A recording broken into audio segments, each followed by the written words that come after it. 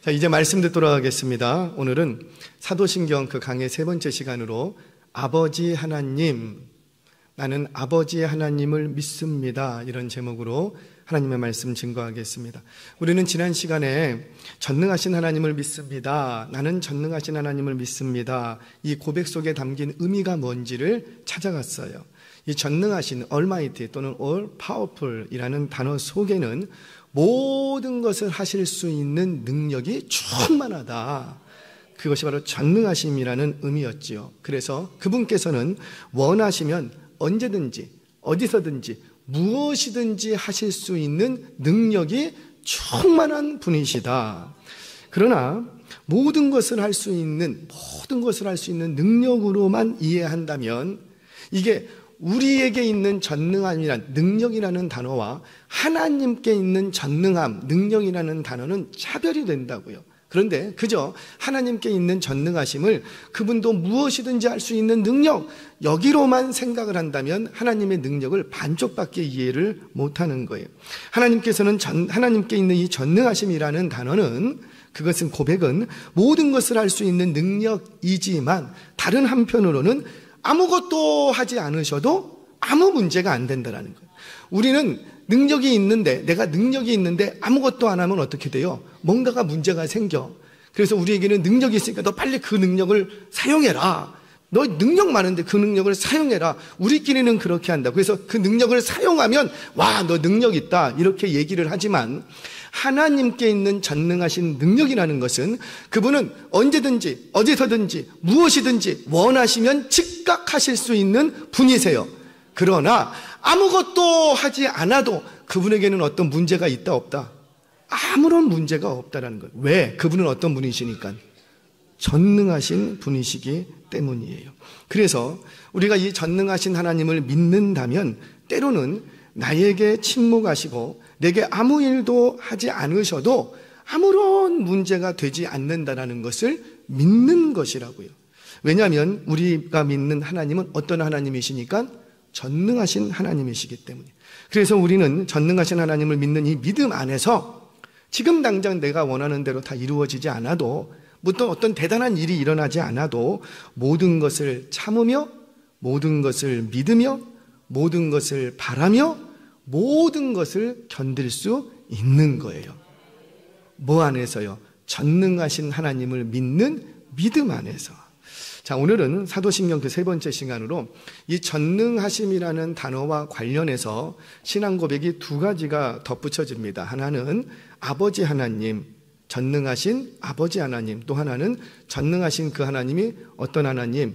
창조주 하나님. 이 두 가지 내용 중에서 오늘은 아버지 하나님이라는 고백 속에 담겨진 그 비밀들을 좀 찾아가도록 하겠습니다. 자, 먼저 우리는 전능하신 아버지 하나님을 믿습니다, 이 고백 속에는 아버지 하나님을 믿는다라는 고백이 있는 거예요. 자, 뭘 믿는다고요? 아버지 하나님을 믿는다라는 고백이에요. 자, 최근 모 이단이 하나님을 아버지뿐만 아니라 어머니 하나님을 말하고 있죠. 어머니 하나님을 말하는 것은 그 하나님을 인간의 수준에서 하나님을 이해하려고 했던 어리석은 그 생각들, 교만한 가르침이었다고요.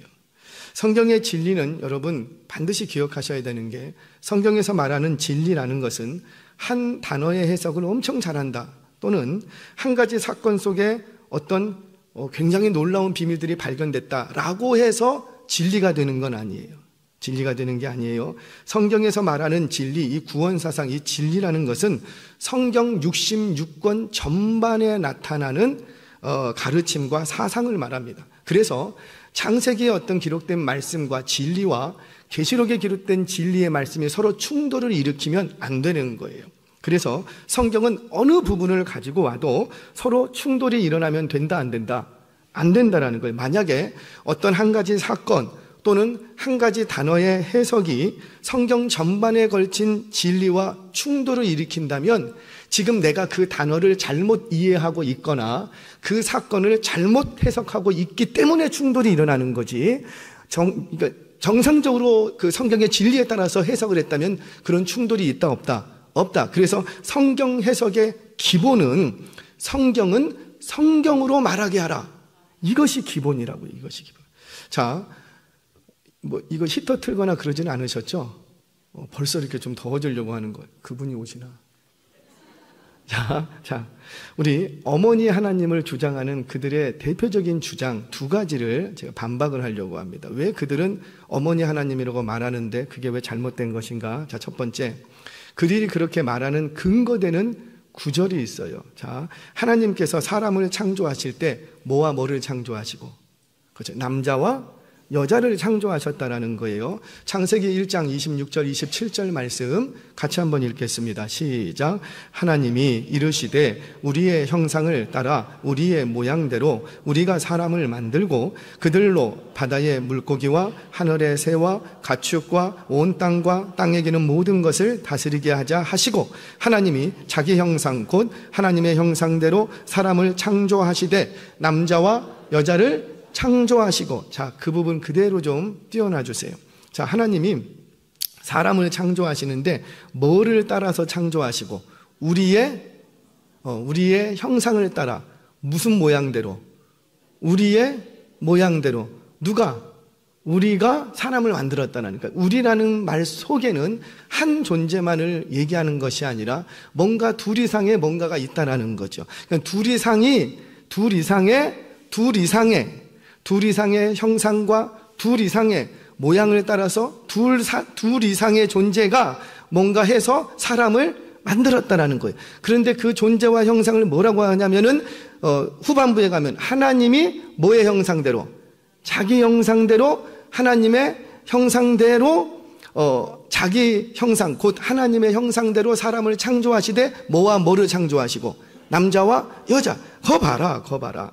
남자와 여자를 창조하신 하나님은 우리의 모양대로 우리가 창조를 했다라는 거예요. 곧 그렇게 해서 남자와 여자가 창조되었으니 이로 보아 남자이신 아버지 하나님과 여자이신 어머니 하나님이 있다. 할렐루야. 자, 이것이 첫 번째 주장이에요. 두 번째 주장은 이제 성경 구절, 단어를 잘못 해석하는 케이스예요. 그러니까 이 앞에는 사건을 잘못 해석한 것이고, 이 뒤에는 단어를 잘못 해석했어요. 계시록 21장 2절 말씀 같이 한번 봅니다. 시작. 또 내가 봄에 거룩한 성 새 예루살렘이 하나님께로부터 하늘에서 내려오니 그 준비한 것이 신부가 남편을 위하여 단장한 것 같더라. 잠깐만 띄워놔 주세요. 내가 봄에, 여기에 중요한 단어 3개가 나옵니다. 내가 봄에 거룩한 성 뭐가? 새 예루살렘이라는 단어가 등장하고, 그 다음에 하나님께로부터 어디에서 내려온다? 하늘에서 내려온다. 근데 그 준비한 것이 뭐와 같다? 신부. 이 세 가지 단어가 나옵니다. 예루살렘, 하늘, 신부. 이 세 단어를 어디와 연결을 시키냐면 갈라디아서 4장 26절로 넘어갑니다. 같이 읽습니다. 시작. 오직 위에 있는 예루살렘은 자유자니 곧 우리 어머니라. 자, 잠시만 띄워놔 주세요. 여기서 어떤 단어가 등장하냐면 예루살렘이라는 단어가 등장을 해요. 그런데 이 예루살렘은 어디에 있는? 오직 위에 있는. 그러니까 계시록에서 말했던 그 위가 어디예요? 하늘. 그러면은 지금 하늘 나왔고 예루살렘 나왔고 이제 계시록에서 신부가 있었으니까 여기서도 신부가 나와야 되겠죠? 그러면 그게 신부가 누구라? 곧 우리 어머니라. 봐라. 하나님 아버지의 신부가 있는데 그 신부가 곧 우리의 뭐가 되겠냐? 어머니가 된다. 이렇게 주장을 하는 거예요. 자, 이 말씀과 이 성경 두 구절을 단어만 딱 가지고 와서 여기서 딱 한 번 등장했던 어머니라는 단어를 하나님께 붙인 거예요. 이런 해석은 성경에 등장하는 한 군데, 한 단어, 한 사건에게만 등장하는 어떤 단어와 사건을 해석하면서 절대적인 진리인 것처럼 자의적으로 막 해석을 해버린 거예요. 성경 전반에 흘러가는 구원 사상과를 통해서 해석하지 않고 그냥 이 부분만 딱 잘라와서 자기가 해석하고 싶은 대로 해석을 했던 거예요. 자, 여러분 기억하세요. 모든 이단이 다 똑같습니다. 이단에게 넘어가지 않으려면 먼저는 하나님을 우리 수준으로 이해하려고 하면 안 되는 거예요. 하나님을 우리의 수준으로 끌어내리면 안 되는 거예요. 우리가 욥기를 지금 새벽마다 묵상하는데 욥기의 맹점이 뭐냐면 욥의 친구들과 엘리후의 이 약점이 뭐냐면 하나님의 주권을 이해하는 데 있어서 누구 수준으로 자꾸 이해하려고 하는 거예요. 자기 수준, 내 연령과 내 경험과 내 지식과 내 지혜로 하나님의 주권을 막 이해하려고 하는 거예요. 여러분 죄송해요. 하나님의 주권을 다 이해할 사람이 있어요? 없어요? 없어요. 그건 하나님의 주권적인, 하나님 내부적으로 감추어 둔 것이에요. 그거를 누가 끄집어내서 내가 다 알고 있다고 말할 사람이 누가 있겠냐고요. 그런데 지금 이 이단 역시 하나님을 이해할 때 뭐의 수준으로 끌어내느냐면은 우리들의 수준으로 끌어내는 거예요. 자, 우리 인간이 성이 있으니, 남성과 여성이 있으니 하나님도 피조물처럼 성이 있다.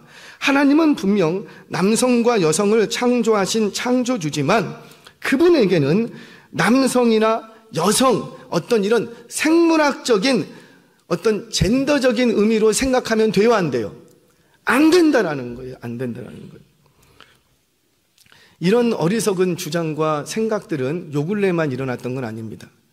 가나안 땅에 들어갔던 이스라엘 백성들이 싸워야 됐던 게 우상들이었죠. 근데 그 가나안 땅의 우상들은 다 뭐였냐면 남자 우상, 여자 우상이 있어. 애굽의 신도 남자 신이 있고 여자 신이 있어. 자, 그리스 신화를 봐도 뭐예요? 남성 신이 있고 여성 신이 있어요. 왜 이렇게 되느냐? 모든 우상이라는 것은 누가 만들어내는 거예요? 사람이 만들어내니까 우상은 사람의 수준에서 만들어내는 거예요. 그러다 보니 남자 우상도 있고 여자 우상이 있는 거예요. 그런데 하나님은 우리가 만들어낸 거예요? 아니에요? 우리가 만들어낸 게 아니에요. 하나님은 홀로 하나님이세요. 그러니까 그분을 우리 수준으로 끄집어내서 우리가 보니 세상 만사에 음과 양이 있고 뭐가 있고 하는데 하나님도 그렇다라고 생각하는 것 자체가 어리석고 교만한 생각이라는 거죠.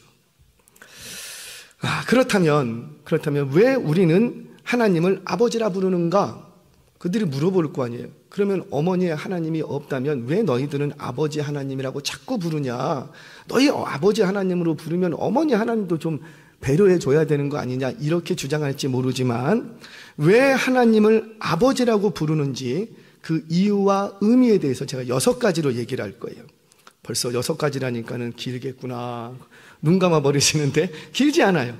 대신 조금 기억해 두시면 좋겠다. 6가지. 자, 첫 번째, 왜 우리 정통교회는 하나님을 향해서 아버지라고 부르는가? 첫 번째, 역사적인 예수, 신약의 배경이 되는 예수님을 깊이 연구했던 독일의 저명한 신학자 요아킴 예레미야스라는 신학자가 있습니다. 이 신학자는 그 나라에서 어떤 학교를 대표하거나 그 부분에서 뭐 좀 이름 있는 신학자가 아니라 전 세계적인 신학자예요.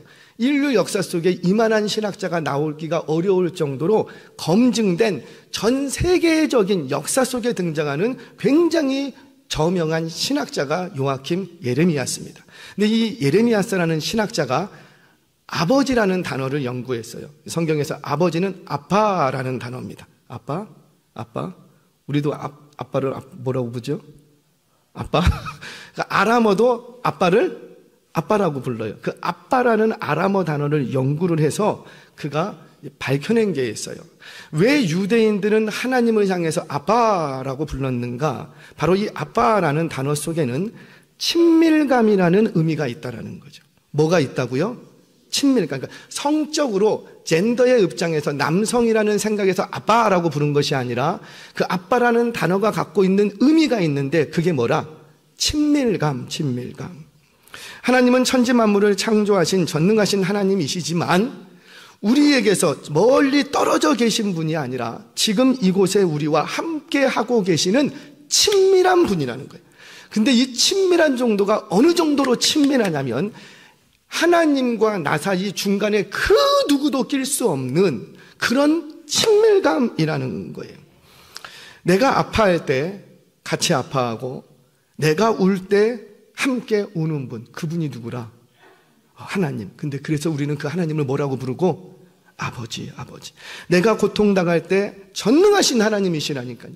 전능하신 하나님이 이 문제 간단하게 해결할 수 있는데, 그 전능하신 하나님께서 내가 아파할 때 누구도 아파하시고 하나님도 아파하세요. 왜? 그분은 나의 뭐가 되시니까? 아버지가 되시니까. 내가 괴로움 당할 때 저 멀리서 야 그렇게 하지 마. 야 공은 그렇게 차는 게 아니야. 조언하고 코치하는 그런 분이 아니라 나와 함께 필드에서 뛰고 있는 나의 동료요, 친구요, 형제라는 의미에서 하나님과의 친밀감의 대명사가 뭐냐면은 아빠라는 단어. 아빠, 아버지, 아빠 파테르라는 단어. 이 파테르라는 단어는 본질이 같은 존재 사이에서만 사용할 수 있어요. 그러니까 나와 아버지 사이에는 옆집 아저씨가 절대 낄 수가 없는 거예요. 나와 선생님 사이에서는 옆집 아저씨가 낄 수 있지만 나와 아버지 사이에는 옆집 아저씨가 내 앞에 와서 아버지 노릇하면서 나 낄 수 없다는 거예요. 그런 친밀한 관계를 일컫는 단어가 뭐냐면 아빠, 아버지라는 단어예요. 첫 번째, 왜 우리는 하나님을 아버지라고 부르는가? 친밀함 때문에 그렇다. 두 번째, 이 아버지라는 단어 속에는 아버지께서 나를 돌보시는 분이라는 고백이 있는 거예요. 하나님이 누구를 돌보신다고요? 나를. 그래서 그분을 우리는 하나님 뭐라고? 아버지라고 부르는 거예요. 여러분, 비교 종교학이라는 학문이 있습니다. 이 비교 종교학이라는 학문에서는 우상을 뭐라고 정의하냐면 인간 내면에 있는 두려움의 형상화다 이렇게 얘기해요. 우상이라는 것은 원래 존재하지 않는데 인간 내면에 어떤 두려움이 일어나면 이 두려움을 극복해보자 만들어내는 것이 있는데 그게 우상이라는 거예요. 예를 들어서 돈을 두려워하는 사람은 뭐가 우상일까요?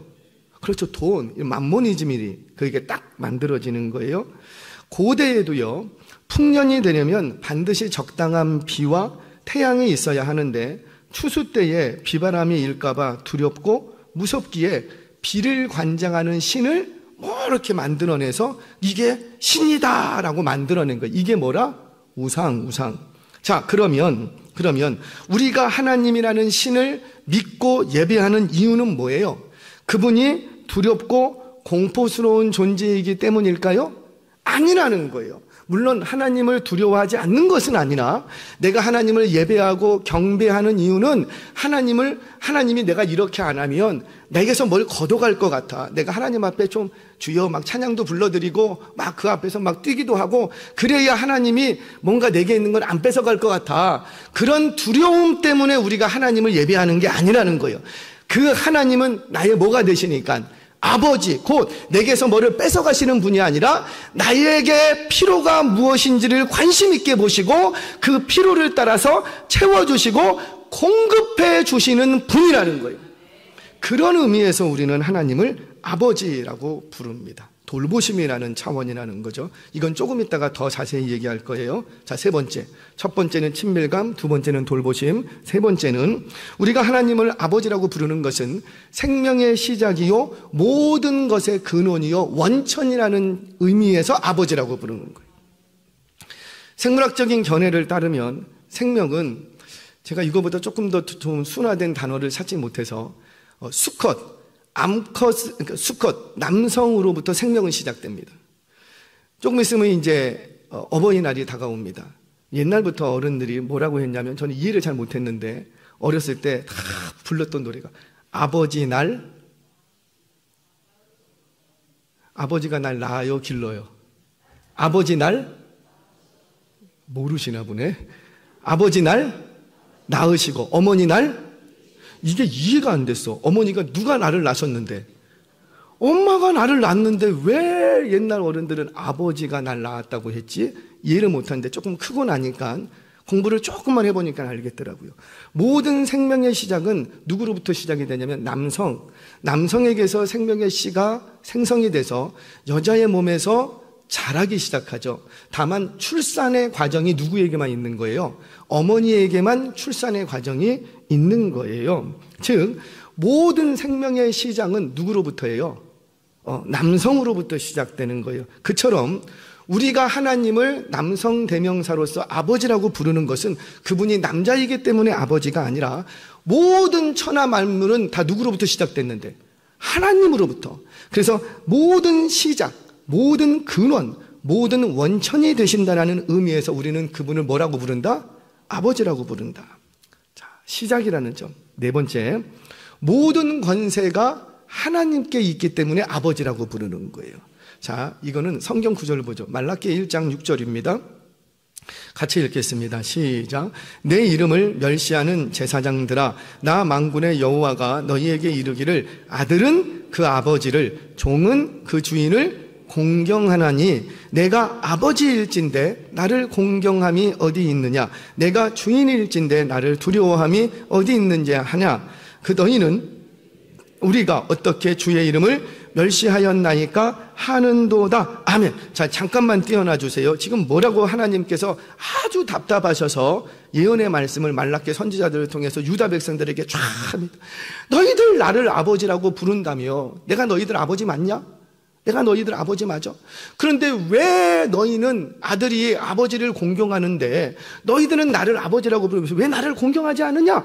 라고 지금 책망하시면서 안타까움을 말씀하시는 거예요.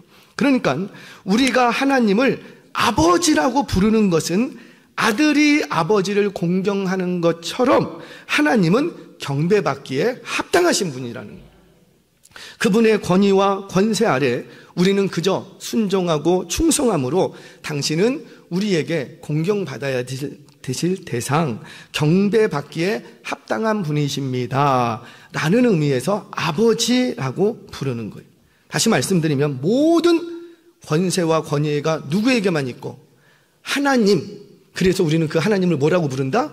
아버지, 이렇게 부른다. 자, 다섯 번째, 예수님께서 그분을 향해서 아버지라고 불렀기 때문에 우리도 부릅니다. 요한복음만 들여다봐도, 성경 전체가 요한복음만 봐도 예수님은 하나님을 향해서 아버지라고 157번을 불렀어요. 숱하게 그냥, 그러니까 하나님만 나오면 뭐라고 부르시고? 아버지, 아버지, 아버지, 아버지. 따라서 양자된 우리 역시 예수님의 형제요, 예수님의 자매가 된 우리 역시 예수님이 하나님을 아버지라고 불렀다면 우리도 뭐라고 불러야 되고? 아버지라고. 형이 아빠라고 부르는데 동생이 아저씨라고 부르면 돼요, 안 돼요? 그건 안 된다는 거예요. 자, 여섯 번째, 마지막입니다.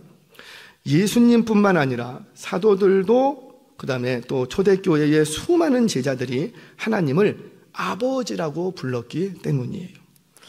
예수님도 하나님을 아버지라고 불렀고, 초대교회 사도들도 하나님을 아버지라고 불렀고, 사도의 그 제자들도 아버지라고 불렀고, 제자의 제자들도 아버지라고, 제자의 제자들도 성경 6,000년 역사 속에서 한 번도 하나님을 향해서 어머니라고 부른 적이 있다 없다?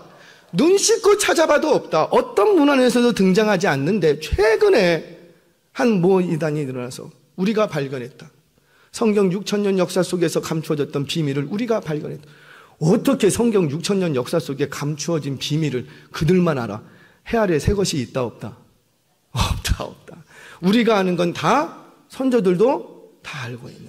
그런데 어떻게 나만 깨달았냐고. 참 신기해. 성경 6,000년 역사 속에서 한 번도 기독교는 하나님을 향해서 어머니라고 부른 적이 없다고요. 그런데 어떻게 지금에 와서는 그거를 발견해서 하나님을 어머니라고 부르고 믿어야 천국에 간다. 어떻게 이렇게 주장을 하느냐라는 거죠. 이것은 하나님이라는 존재를 우리 수준으로 끌어내린 교만함에서 가져온 잘못된 가르침인 거예요. 사랑하는 여러분, 하나님은 전능하신 우리 아버지이심을 믿으시기 바랍니다. 자, 이제 이 6가지 이유 중에서 한 가지만 여러분들과 나누려고 합니다. 우리가 하나님을 아버지라고 고백하는 이 고백 속에는 아까도 앞에서 얘기했지만 돌보시는 분이시라는 고백이 있는 거예요. 누구를 돌보시고? 나를, 우리를 돌보신다라는 거예요. 자, 기본적으로 하나님은 모든 사람을 창조하셨기 때문에 모든 사람의 아버지가 되시기에 합당합니다. 아멘이시죠? 그러니까 모든 천지 만물의 주인 되시고 아버지 되시는 게 맞아요. 그러나 우리 하나님은 모든 사람의 아버지가 되시는 것이 아니라 믿는 자들의 아버지가 되시겠대요. 그러니까 모든 것이 다 하나님의 것이지만 특별히 나를 아버지라고 부르는 그들이 누구 거? 내 거라는 거예요. 모든 것이 하나님의 것이지만 특별히 성경은 누가 전능하신 하나님을 아버지라고 부르냐면 오직 예수 그리스도를 참되게 믿는 자들만이 하나님을 아버지라고 부를 수 있다는 거예요. 하나님께서도 모든 천지 만물의 사람들의 모든 열국의 사람들의 아버지가 되시기에 전혀 부족함이 없으시고 마땅하지만 하나님께서는 모든 사람의 아버지로 부르지 아니하고 아버지의 영이 있는 사람, 장자 되시는 예수 그리스도를 믿는 자들의 아버지가 되신다는 거예요. 자, 성경 한 구절 봅니다. 로마서 8장 14절. 자, 시작. 물은 하나님의 영으로 인도함을 받는 사람은 곧 하나님의 아들이라. 아멘. 그러니까 누가 아버지라고 부를 수 있는가? 모든 사람이 하나님의 자녀가 되는 것이 아니라 하나님의 영이 그 안에 있는 자들만이 하나님을 뭐라고 부른다고요? 아버지라고 부른다. 아버지라고. 그래서 우리 하나님은 누구의 아버지시라? 바로 믿는 자들의 아버지시라. 자, 그럼 이 믿는 자들의 아버지가 되신다는 사실이 왜 이렇게 중요한가? 앞에서 살펴본 것처럼 아버지라고 부르는 그 호칭 속에는 돌보심이라는, 책임져 주심이라는 의미가 담겨져 있어요. 그래서 하나님께서는 믿는 자들의 아버지가 되시는데, 즉 모든 세상 사람들을 돌보시고 책임지시는 것이 아니라 그 특별히, 그러니까 모든 만물을, 천지 만물을 하나님께서 움직여 가시지만 특별히 내 자녀, 내 백성, 예수님의 아버지를 나의 아버지로 고백하고 믿고 있는 그들을 돌보시고 책임지신다는 거예요. 성경 보겠습니다. 출애굽기 3장 7절에서 8절 상반절 말씀 같이 한번 읽겠습니다. 시작.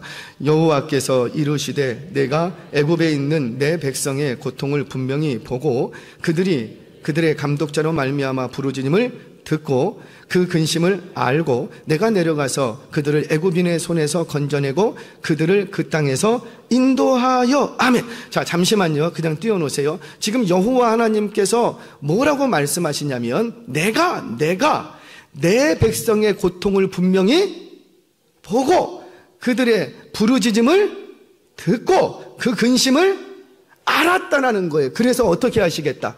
내가 내려가겠다. 내가 다른 사람 안 시키고 내가 친히 내려가서 그들을 그 땅에서 출애굽시키겠다라는 거예요. 자, 여러분, 하나님께서 왜 이렇게 이스라엘 백성들의 출애굽, 고통에 관심이 많죠? 그 시대 속에서 포로민이 된 민족이 이 민족밖에 없어요? 아니에요. 세상 그 당시에도 강대국 아래에 있는 속국들이 숱하게 많았다고요. 그 모든 속국들은 다 억압당하고 착취당하고 있었다고요. 괴로웠다고요.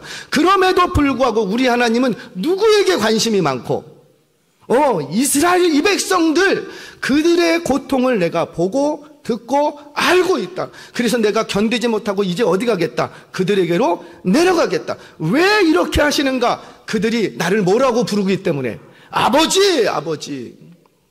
저쪽에서는 아버지라고 하겠지만 아버지, 아버지, 아버지.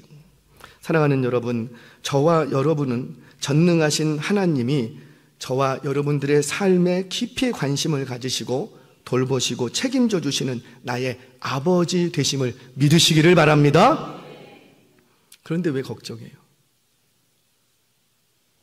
그런데 왜 그 걱정하고 근심하고 염려하고 있느냐라는 거예요. 우리 아버지가 누구신데? 전능하신 아버지신데, 여러분, 우리 하나님께서는 그저 천국에서만 나의 아버지가 되신다고 믿으십니까? 하나님은 내 영혼의 아버지셔. 그래서 내 영혼만 돌보고 책임지셔. 그래요? 그래서 내가 육신으로 이 땅에 있는 동안에는 하나님이 나의 아버지 되시기는 하지만 내 영혼의 아버지, 천국에서만 나를 책임져 주시고 돌보시는 아버지셔.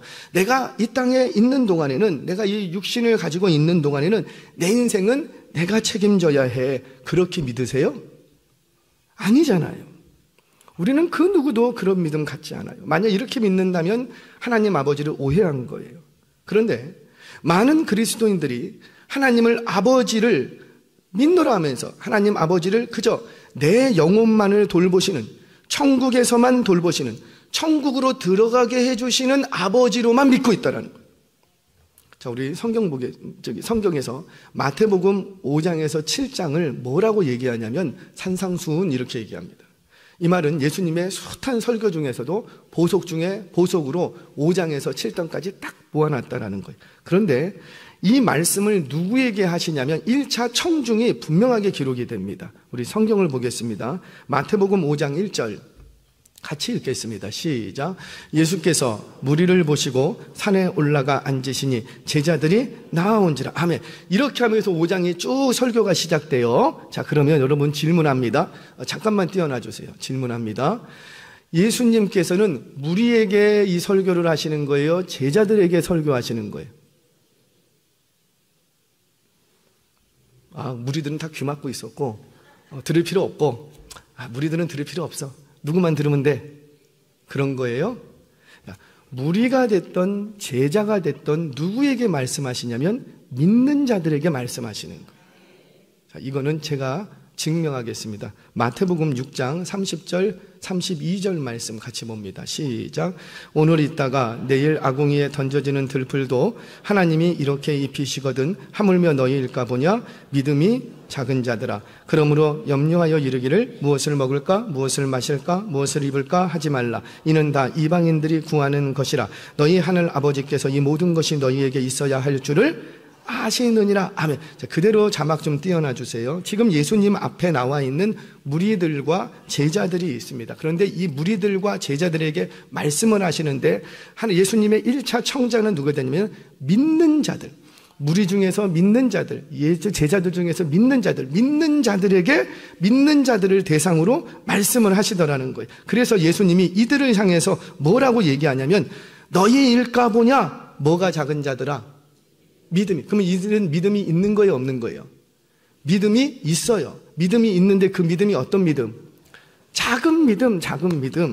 믿음이 없는 게 아니고 믿음이 있는데 그 믿음이 예수님이 보니까 작은 믿음, 책망 들어야 될 정도로 작은 믿음이었다는. 그러니까 믿음이 없는 게 아니에요. 자, 그리고 또 이 그룹의 특징은 뭐냐면 하나님, 하늘에 계신 하나님을 뭐라고 부르고? 아버지라고 부르는 거예요. 자, 마지막 소절에 너희 하늘 아버지께서 이 모든 것이 너희에게 있어야 될 줄을 아시느니라. 이 말은 이 공동체도 지금 내 얘기를 듣고 있는 이 그룹도 하나님을 뭐라고 부르고? 아버지라고 부르고 있다라는 거예요. 그러니까 이 말을 하니까 아무도 할 말이 없어. 맞아. 하나님 아버지가 다 아시지. 할 말이 없는 거예요. 자, 여러분. 지금 예수님이 이 말씀을 하실 때 굉장히 답답하시면서 안타까워하면서 책망 어린 말을 하십니다. 너희일까 보냐. 믿음이 작은 자들. 그러니까 이들은 믿음이 없는 게 아닌데 있기는 있어요. 다만 그 크기가 어떻더라? 작다라는 것이죠. 그런데 아무리 작은 믿음이라 할지라도 천국에 들어가기는 충분하다, 부족하다? 그래요. 천국에 들어갈 때 큰 믿음, 작은 믿음 얘기 안 하셨거든. 그러니까 믿음으로 천국에 들어가는 거예요. 그래서 아무리 작은 믿음일지라도 천국으로 들어가기에는 충분한 줄로 믿으시기 바랍니다.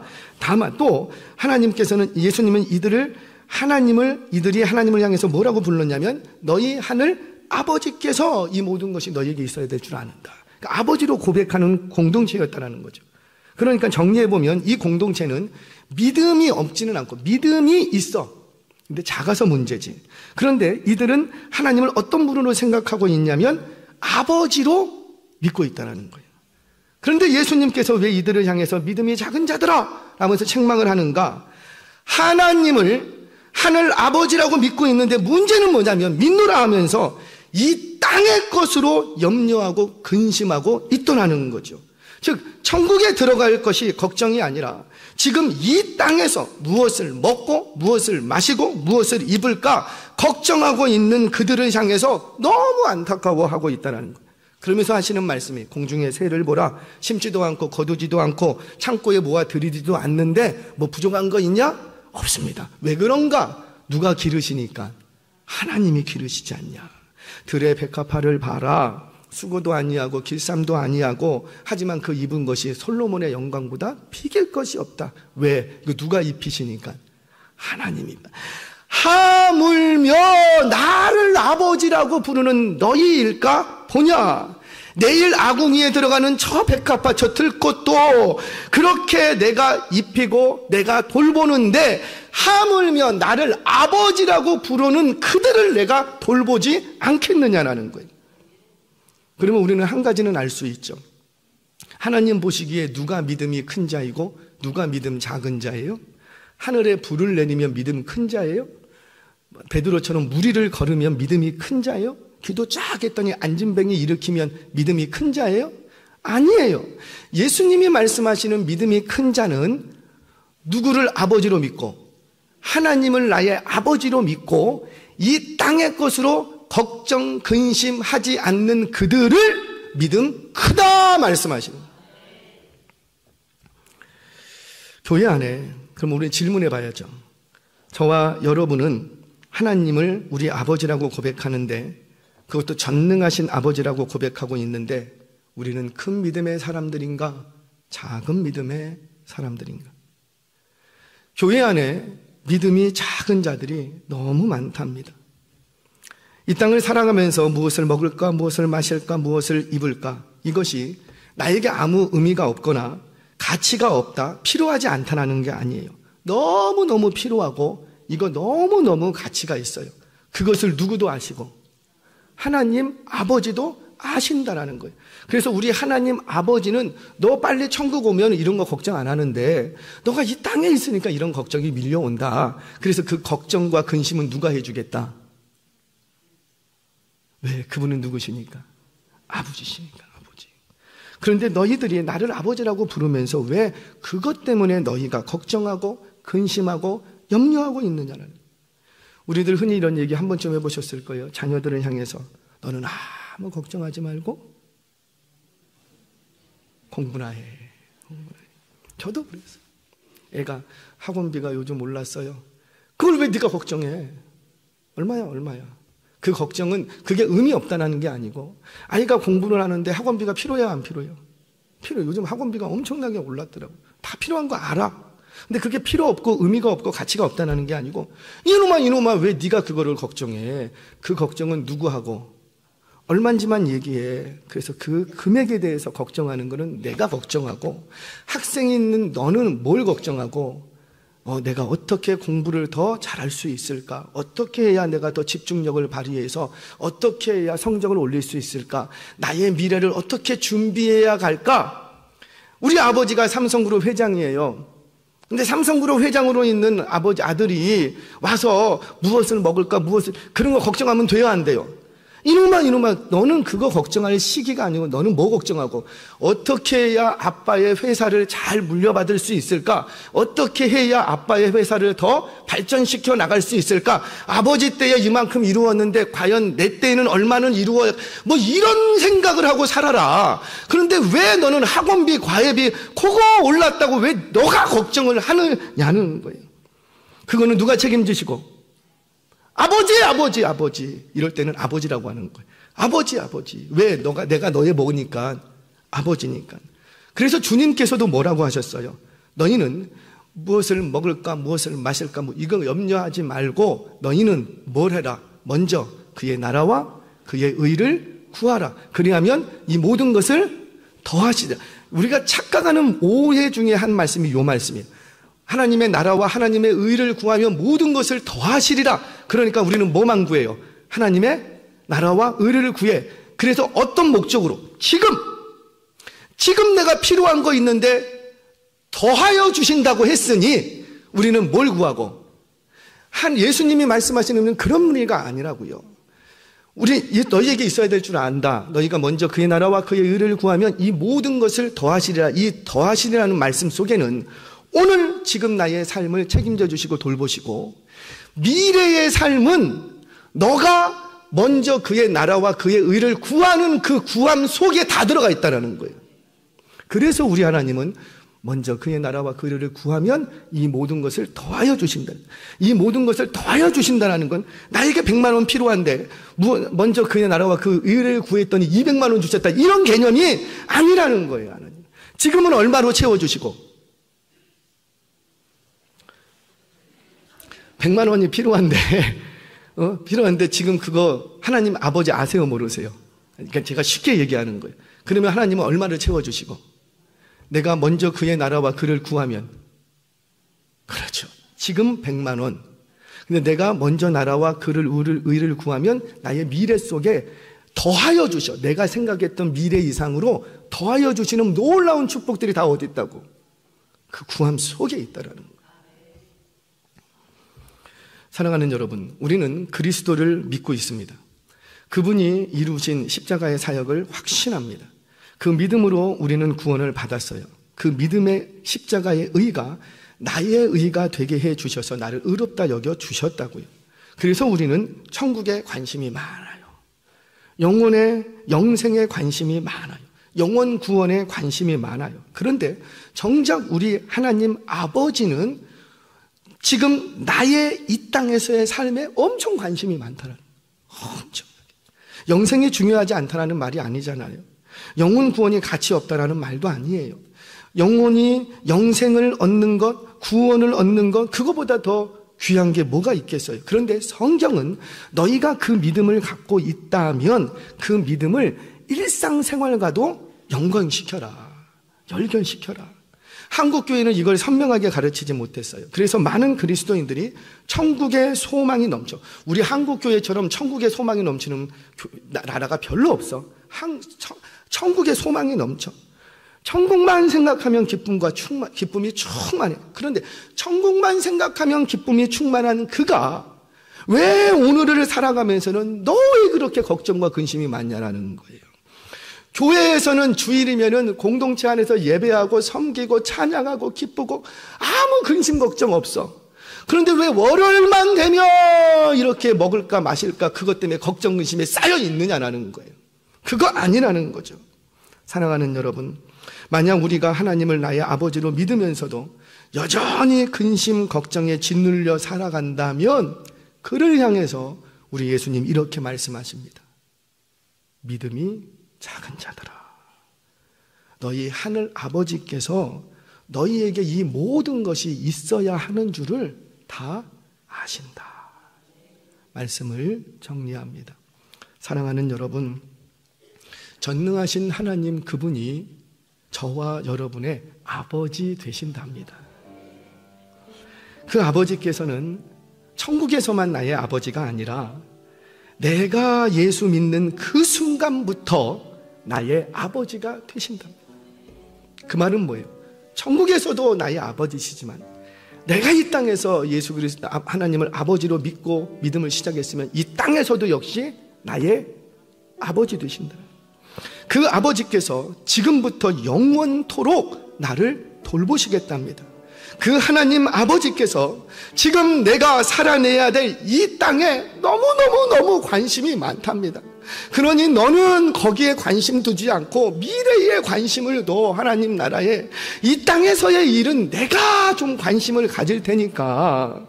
그래서 지금도 그 하나님께서는 이 땅을 오늘을 살아갈, 월요일을 살아내야 될, 화요일을 살아내야 될 여러분들에게서 눈을 떼지 못하고 무엇이 필요한지, 월요일에는 무엇이 필요한지, 화요일에는 무엇을 공급해야 될지, 내가 나를 알지 못할 때에 무엇을 입혀야 될지, 계절이 바뀔 때마다 내가 이 아이를 어떻게 돌봐야 될지 우리 하나님이 아버지 되셔서 관심 갖고 계시다는 거예요. 그 하나님께서는 오늘 지금 여러분들이 살아야 될, 우리가 살아야 될 일주일에 모든 필요를 따라서 공급하시고 돌보시고 책임져 주시는 하나님 아버지 되심을 믿으시기를 바랍니다. 이제 그 믿음으로 나를 돌보시고 나를 책임져 주시는, 제발 내가 책임지려고 했던 것 놓고 아버지께로 돌아가시기 바랍니다. 죄로 인해서 먼 나로 떠났던 당자처럼 이제 아버지께로 돌아가기만 하면 그 아버지께서는 두 팔을 쫙, 왜 이제 왔니? 이런 말씀도 안 하세요. 왜 이제 왔니? 이런 말씀 안 하세요. 아들아, 딸아, 잘 왔다. 이 모든 것이 이제 다시 너의 것이다. 이 모든 것 나와 함께 먹고 마시고 즐기자. 다시 나의 아버지 되어주실 줄로 믿습니다. 이 믿음으로 이번 한 주간도 모든 근심 걱정은 아버지께 맡겨드리고 아버지의 나라와 아버지의 뜻을 이루어가는데 더 관심을 많이 갖고 있는 저와 여러분 되어주시길 주의 이름으로 축원합니다.